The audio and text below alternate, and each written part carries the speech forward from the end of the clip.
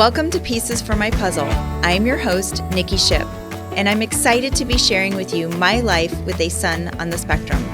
This podcast is for anyone who is looking for quick tips and perspective, but most of all, for hope and inspiration. So sit back, relax, and let's put the pieces together.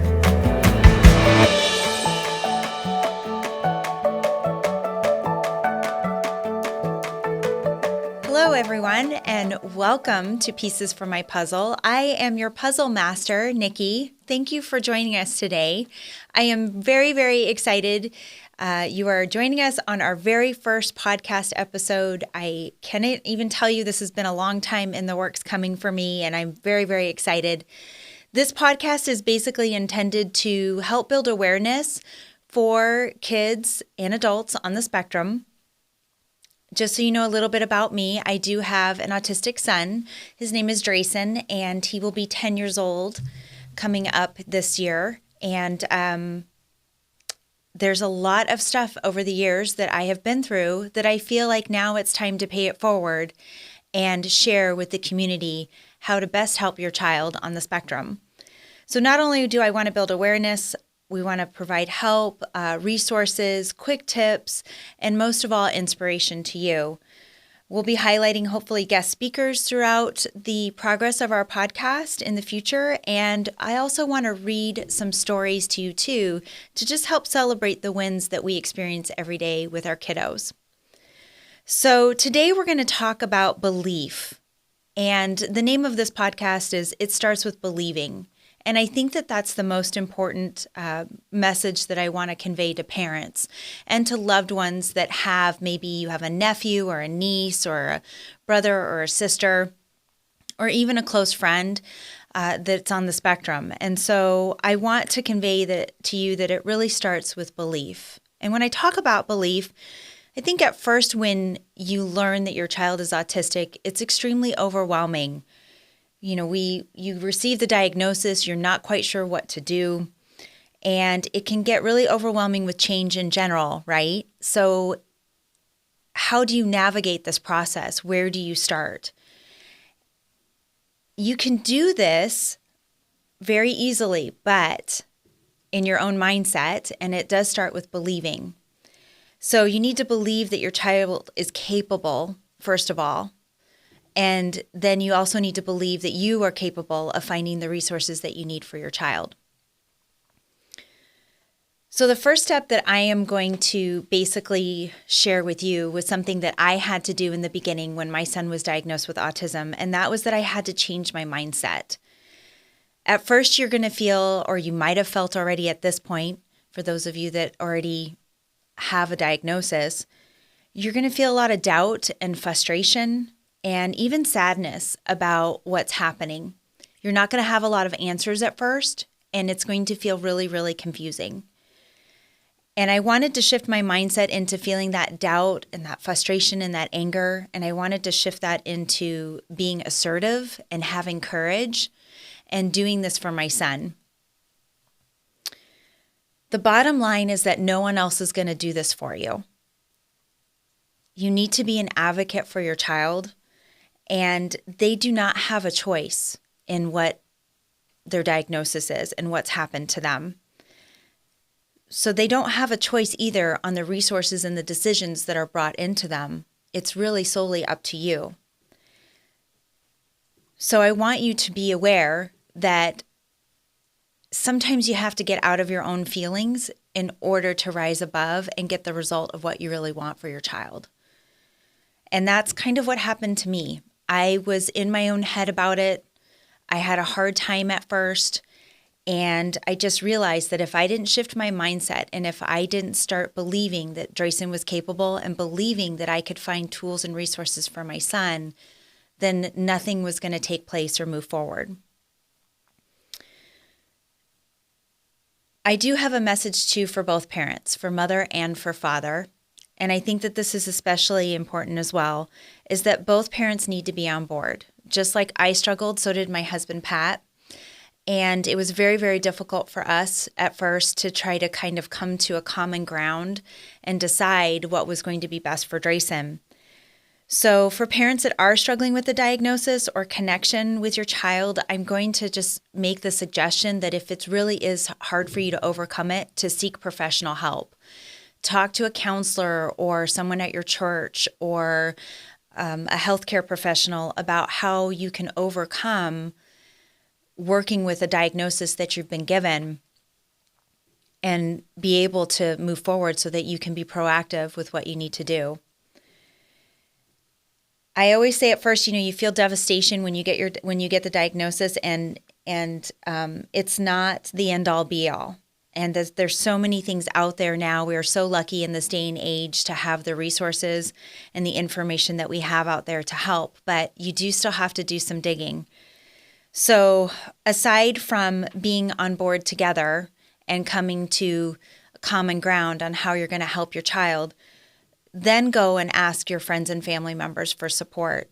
You need to find your inner circle and your tribe and who's going to be there to support you and also to support your child. And that's really, really important. And I really do believe that a lot of the progress that my son has made isn't just because of my husband and I, it's because also of the support system that we've had and that we've formulated by really jumping in and talking to everybody about it. And you might have to learn how to set some boundaries too with your inner circle. We got a lot of questions in the beginning about, why did we think this happened?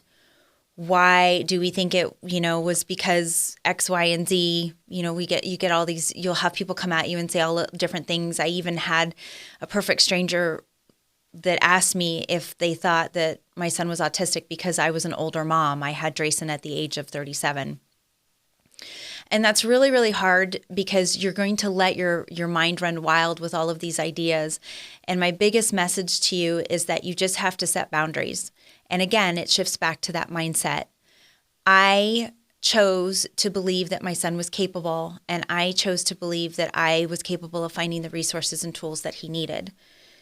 And I don't have time to sit here and wonder why or how or the because of why he's autistic. And so with that being said, I had to just kind of kindly say that to people. I had to kindly say, I don't know why he's autistic. I can't tell you the answer to that. All I can tell you, though, is that I have time to help him. And that's where your mindset has to be.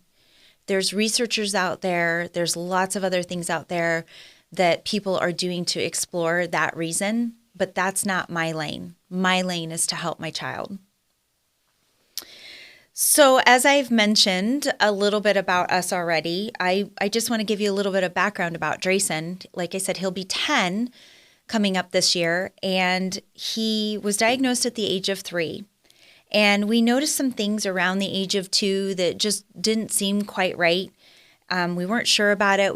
We spoke to our pediatrician and we decided to kind of watch things. But at the age of 2.5 was when we really saw a big shift. Drayson was not speaking.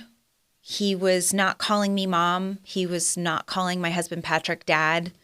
He wasn't pointing towards things or asking for things. He was very secluded. And we thought at first that maybe it was just because we had in-home daycare. We had a nanny that would come and take care of Drayson during the day while we were at work.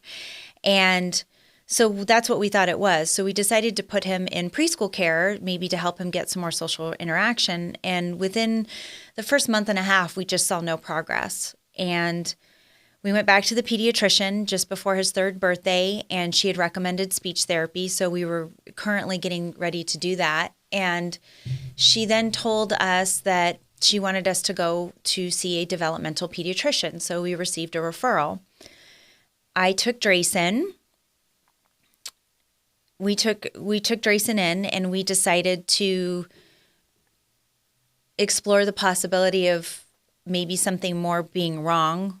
And when I say that we decided to, I think it's a decision when you make that appointment with a developmental pediatrician. You have to be ready for something that you might be told that you might not want to hear. We went in, and sure enough, by the end of a 2-hour consult, this developmental pediatrician told us that she believed that Drayson was on the spectrum, paired with ADHD and also with global developmental delay. So Drayson does have a lot of secondary special needs, if that makes sense, that come along with being autistic. And like I said, it was very devastating for us, and we were told that we didn't know if he would speak to us, if, what the level of progress would be, but she did give us some pointers on what to do to get started and to point us in the right direction. And I feel really, really lucky because she helped us to come up with a list of things that we had to do. But some of the symptoms that he was having was he, was stemming, and stemming is a term, lots of hand flapping, tippy-toe walking, verbal stemming. So sometimes he will just make oohs and ahs sounds, but not necessarily make a word out of that sound.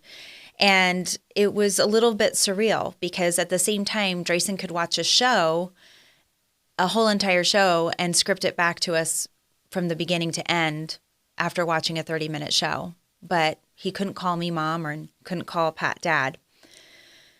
So we were scared, obviously, and we weren't sure of what would happen. We were scared for our son, and we decided that we were just going to jump right into it.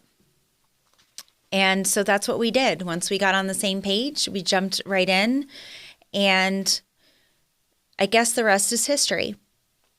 But with that being said, I want to tell you a story about when my moment of belief was. And I ask all of you to think about when you felt that moment of belief when your child, when you realized that your child was capable of being able to do more. At the end of every episode, I do want to read a story highlight, and I will give some information on that really quickly as well. But it's important that we celebrate the wins as parents. Little things that we do on a daily basis are a really big deal for a person with autism. So I encourage you to celebrate the wins. And I'm going to celebrate with you one of my wins when I realized my epiphany moment with Drayson. But if you have a story that you would like to read to us, I encourage you to email us. And that email is info@piecesformypuzzle.com. And I encourage you to submit your stories and celebrate the wins with me. And hopefully maybe we'll get to read your story on one of our upcoming podcasts. So the moment I had belief with Drayson was the first time I heard him call me mom. And I am going to try not to get emotional telling this story because I still get a little emotional even years later. But as I said, when Drayson was first diagnosed, he wasn't calling me mom. He wasn't speaking very much. And we jumped right in, and he had started speech therapy. And we started looking into some other therapies for Drayson. But about 6 months after Drayson's diagnosis, I was coming home from work one day, and I was swinging by the daycare to pick up Drayson. And I was walking to Drayson's classroom, and I didn't realize that they had moved the kids to a different classroom for pickup. And there was a large window, and Drayson, unbeknownst to me, saw me walk past the window. And I didn't realize that he saw me, and I didn't see him because I thought he was in his usual classroom. And I'm walking down the hallway, and I hear this kid yelling, "Mom, Mom, Mom, Mama!" And I thought to myself, what is this kid's problem? And I whipped my head around to see what the problem was, and I realized that it was my son standing in the hallway calling my name. He was calling me mom. And it struck a chord with me because I had never heard my son's voice. I didn't realize that he was calling me mom. So, again, like I said, I'm going to try not to get emotional about the story, but I realized that he was calling me mom, and I, swooped him up. This lady came running out of the room. "Is he yours?" And I was like, "Yes." We went to check out and checked him out for the day, and I got in the car. And I remember calling my husband, and I remember I was crying so badly that he thought I had gotten into a car accident when really I was just so happy that he had called me mom. I cried the whole way home. But that was my epiphany moment. That was my epiphany moment that I knew Drayson was capable of things that we were told that he may or may not be able to do in the future. So what is the moment that you had with your child when you realized that your child was capable? And for me, it was the first time he said, Mom. So if you have a story that you would like to share, please send the email over to us at info@piecesformypuzzle.com. We would love to read your stories. And like I said, hopefully we'll be able to read your story on one of our upcoming podcasts. So with that being said, I guess this concludes our very first podcast episode. But I want to thank all of you for tuning in and listening. And please like and follow us on Facebook and Instagram, or subscribe to our YouTube channel at Pieces for My Puzzle. And if you like what you're hearing, please spread the word to others and help them, let them know that this podcast is available for them. Feel free to give us a good rating on your preferred podcast platform that you use. And until next time, next week we will be talking about finding resources and taking action and what you can do in the initial stages after you find out that you have a child with autism. So until next time, keep working on your puzzle, and remember, you don't have to have it all solved in a day.